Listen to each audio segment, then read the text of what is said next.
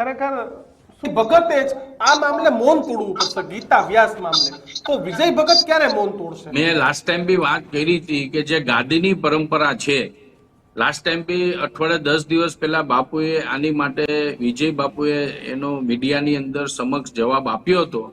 એ સિવાયની જે ગાદીની પરંપરામાં જે કોઈ બી આક્ષેપો થયા છે એ આપણા મોટા સંતો જે બેઠા છે એમણે એ બાબતની ચર્ચાઓ કરી. મારી કોઈની સાથે વાત નથી થઈ, એ ચર્ચાઓ કરી અને એનું નિરાકરણ જલ્દીમાં જલ્દી આવી જશે. પણ આજની તારીખમાં આપણે જે વાત સાંભળીએ છીએ અને જે તમે પત્રકાર વિશેની વાત કરી કે વસંતભાઈ ચાવડા, હું મીડિયાના માધ્યમથી સાંભળતો હોઉં છું કે એમના અવારનવાર કંઈ ને કંઈ આક્ષેપો હોય છે. મેં ફરીથી બધા મીડિયા કર્મીઓને રિક્વેસ્ટથી મેં પહેલા બી વાત કરી હતી કે આજે માર્કેટની અંદર સોશિયલ મીડિયા છે, યુટ્યુબ ચેનલો છે, કે આજે કોઈ બી માણસ આવીને કોઈ બી સ્ટેટમેન્ટ આપે કે કોઈ બી આક્ષેપ કરે તો બધી ચીજોના જવાબ આપવા મને ગ્રાહ્ય નથી લાગતું.